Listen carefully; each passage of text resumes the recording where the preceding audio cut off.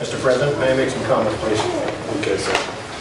A couple of, I've got notes written all over here, so please forgive the order in which I'm going to make these comments. Well, one of the first was actually a bit on the outrageous side. Mr. Roselli, you mentioned that a policy statement was given to me. That's not the case. I'm not a lawyer. I'm not a scholar. I cobbled that resolution together by doing research. Nothing was sent to me. I'm acting on nobody's behalf but my own. Crafted that resolution on my own. That being said, the rule of law in this town is being upheld. There's a lot of discussion about discretion being given to the police force. That discretion is given for good reason. We have one of the best trained police forces in the state of Rhode Island. That discretion is given to them so that they can work underneath the red flag law, so that they can uphold that law and follow the law. There is no discretion being offered, nor was any asked by the police department in wanting to follow any other rules. As our statement said tonight, we're not prohibiting the police department from enforcing any laws, and I want to be crystal clear on that. There was some comments made earlier that the tone's been divisive, and I apologize if that is what was taken, but you need to understand that the tone that the Second Amendment supporters receive on the other end is divisive. I remember President Obama calling us gun clingers and Bible thumpers or some such thing. We're being called all manner of divisive terms because we want to follow through with our constitutional rights. Those terms are just as divisive. And I apologize to any of the community members here if they felt that way. This resolution was passed to protect all community members, to protect the constitutional rights of everyone in town, whether you support the Second Amendment or not. There were comments made about some of the commentary and some of the Facebook posts that go on. And while some of it's offensive, let's be clear, it is also protected underneath the Constitution and the First Amendment. Now, as I said earlier, we are upholding the existing laws in this town.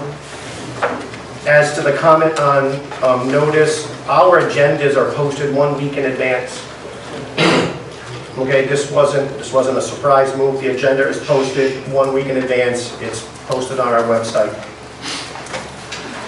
The comment was made that we may not be a leader. No one's looking to be necessarily a leader of anything on this. We may not be a leader nationwide, but in Rhode Island, Burrillville, it's actually a leader on this issue. And other towns have taken notice, and they're following suit. West Greenwich just passed a resolution this evening. I didn't undertake writing this resolution for any other reason but to uphold our constitutional rights. And, we can talk about the terminology, but I am tired of going down to Providence and fighting this legislation every year. I'm also tired as a town councilman of sitting here and dealing with unfunded mandates, and the comment was made that it's a toothless resolution.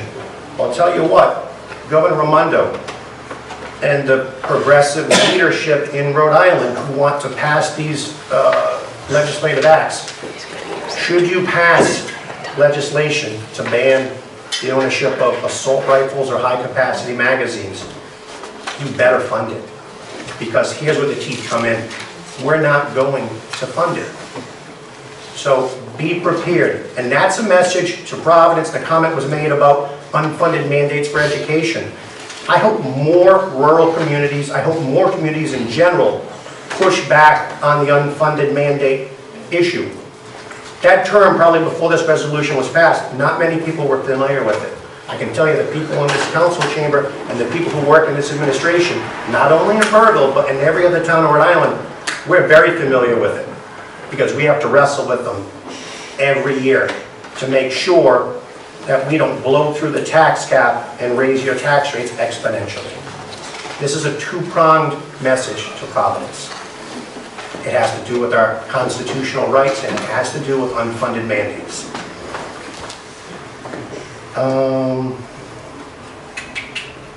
Geez, I'm saying, oh, the media. The media needs to do its job. I was called repeatedly on vacation last week by reporters, and some of them had not even read the resolution, but they wanted to comment on it. The media has to make sure that they understand this resolution before they report on it. Because the half-truths that are being thrown about out there are because of misrepresentation, either on purpose or not, by the media. So I would ask them, if they're covering this tonight or through any of the outlets, please understand the resolution. Burrillville, I don't think anyone would disagree. Burrillville welcomes all law-abiding citizens, all businesses in this town. Nothing has changed in this town since the passage of this resolution. I'm a member of the Rhode Island Gun Club. I'm a member of the Rhode Island Saltwater Anglers Association. I'm a conservationist. We're all members of different communities. We're all members of different groups. Nothing has changed. I don't look at my neighbors any differently since the passage of this resolution. And we have a lot more in common than we don't in this town.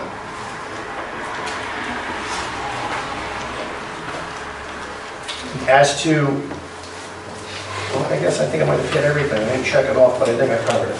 Thank you, Mr. President.